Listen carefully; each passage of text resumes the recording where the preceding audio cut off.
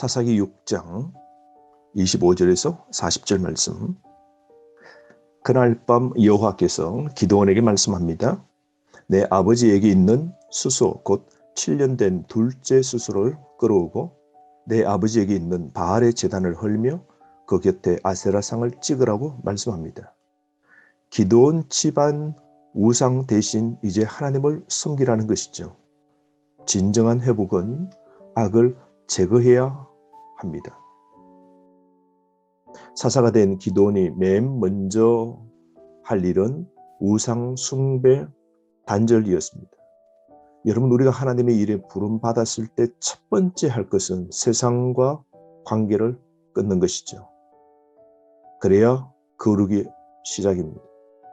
거룩해야 하나님 앞에 쓰임받는 그릇이 되는 것이죠. 이 하나님의 명령 앞에 기드온은 순종하게 되는데요. 첫 번째 이 명령에 이어 두 번째 명령을 26절 말씀하시는데요. 이 산성 꼭대기에 내 하나님 여호와를 위하여 규례대로 한 제단을 쌓고 그 둘째 수수를 잡아 내가 찍은 아세라 나무로 번제를 드리라고 명령하십니다. 이 당시에 이스라엘의 우상 숭배가 편만했음을 알 수 있습니다. 우상을 헐고 하나님 단을 쌓으라는 명령을 기드온에게 내린 것이죠. 기드온의 집과 성읍 전체의 헌신을 동의하고 있는 겁니다.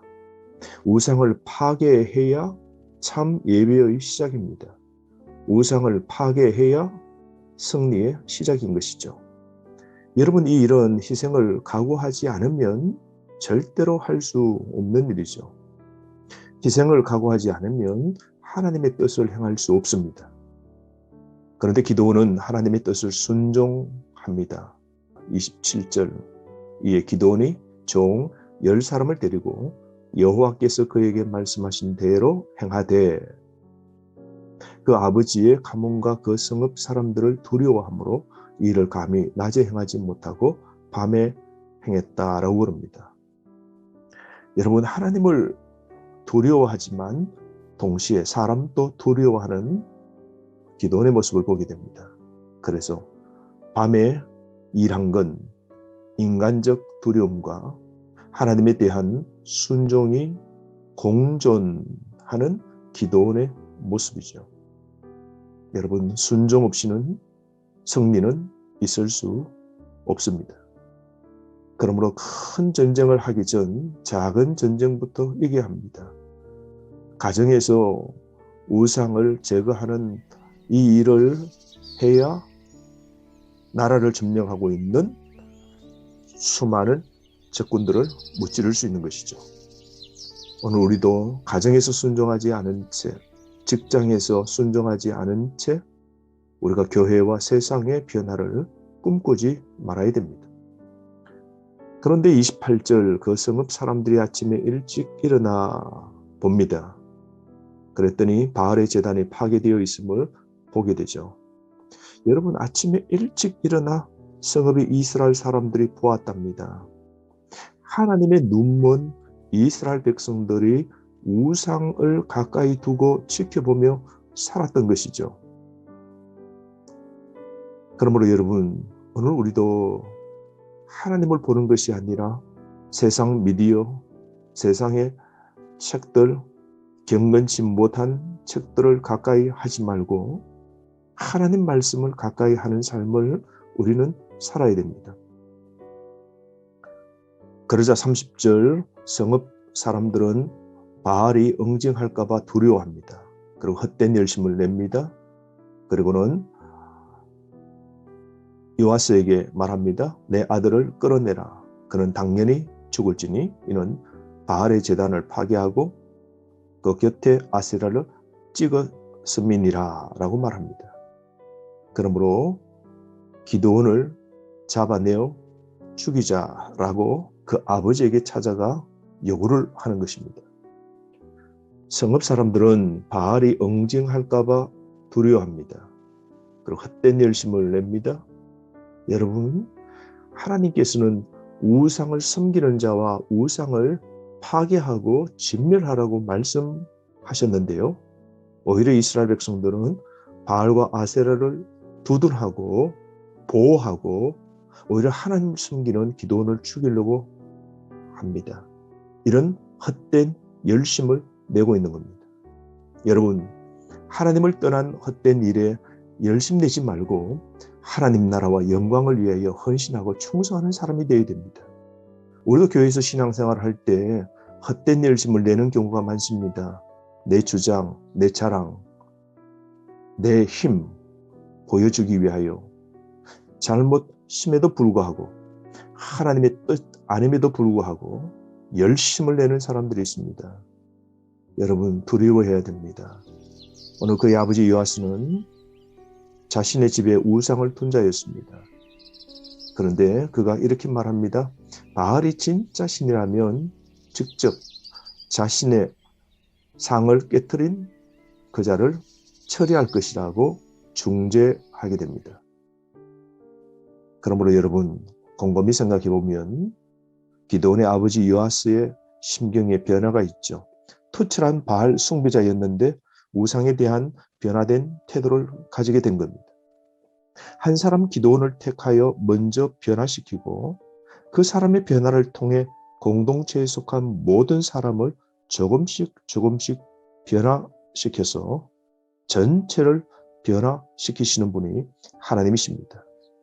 이게 선한 누룩의 영향력이라고 표현할 수 있죠. 여러분, 변화된 한 사람, 그가 바로 내 자신이 되도록 해야 되지 않을까요?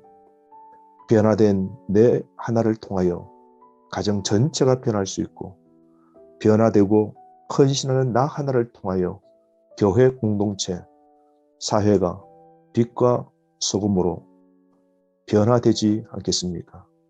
그러므로 오늘도 변화되는 이런 소망으로 살아가면 좋겠습니다. 그래서 그날 32절 말씀, 기드온을 여룹바알이라 불렀으니 이는 그가 바알의 제단을 파괴하였으므로 바알이 그와 더불어 다툴 것이라 라고 말합니다. 여러분, 나는 우상을 헐고 대적하는 여룹바알입니까? 바알과 싸워 이긴 자 됩시다. 세상의 우상을 쫓는 자 아닌, 섬기는 자가 아닌 오늘 세상의 우상과 싸움하는 여룹바알 같은 믿음의 올곧은 사람 되기를 바랍니다. 33절에서 40절은 신중하게 처신하는 기도원입니다. 드디어 미디안과의 전쟁이 벌어지게 되는데요. 33절, 미디안과 아말렉과 동방 사람들이 함께 연합군이 되어 대규모 병력을 끌고 침공합니다. 이스라엘 골짜기에 모였는데요. 이것을 본 이스라엘 백성들은 아마 큰 두려움과 공포에 빠졌을 겁니다. 오늘도 사탄은 두려움이라는 무기를 사용해서 우리를 무력화시키죠. 실패와 죽음의 두려움을 우리 속에 집어넣습니다. 그러나 여러분, 영적 전쟁에서 결코 두려워하지 말아야 됩니다. 34절, 그 전쟁 앞에 여호와의 영이 기드온에게 임하시니 기드온이 나팔을 불매 아비에셀이 그의 뒤를 따라 부름을 받으니라 말씀하죠. 보통 용기로는 전쟁에 나가는 것 불가능한 일입니다. 하나님의 뜻을 위해 자신의 의지나 판단을 포기하는 진정한 용기가 필요한 것이죠. 그래서 여호와의 영이 기드온에게 임하여 큰 능력을 주는 겁니다. 인간적 계산을 접고 성령 인도하심 따라 하나님 뜻대로 행동합시다. 여러분, 하나님 앞에 용기 있는 자로 섭시다. 오늘도 머뭇거리지 말고 하나님의 보여주신 그 뜻, 그 길 머뭇하지 말고 실행하는 자가 되어야 되지 않겠습니까? 하나님의 일을 위해서는 하나님의 신이 능력을 부어주셔야 되는데 난 옷 입듯 성령 충만한지 살펴봅시다. 36절에서 40절은 표징을 구하는 기도원인데요. 하나님의 뜻을 구합니다. 여러분, 난 중요한 일이 있을 때 진정 하나님의 뜻을 먼저 구합니까? 기도 시간도 없이 급하게 먼저 결정 내립니까? 불신앙으로 기도는 표적을 구합니다. 갑자기 다시 주저합니다. 전쟁의 승리가 전적으로 하나님의 임재와 능력이 있음을 믿지 못하고 있는 것이죠. 인간적 계산에 치우쳐 머뭇거립니다. 하나님을 시험하는 그를 하나님이 그의 말대로 다 해주십니다. 그를 통해 미디안의 압제에서 이스라엘을 구원하시려는 의지와 사랑이 크기 때문입니다. 여러분, 기도원을 용맹하게 만든 것은 하나님의 인내였습니다. 기도원의 불신앙에도 불구하고 하나님의 은혜와 인내로 그를 이끌어 승리하게 하신 것이죠. 여러분, 오늘도 눈에 보이는 표징을 구할 것이 아니라 하나님을 전적 신뢰하는 믿음을 구합시다. 하나님의 용납과 사랑을 잊지 맙시다. 내 용맹과 의지로 여기까지 온 게 아님을 깨달읍시다. 그리고 하나님께 감사합시다. 지금 순종하여 걸어가면 하나님의 뜻은 선명해질 겁니다. 하루 말씀으로 승리하십시오.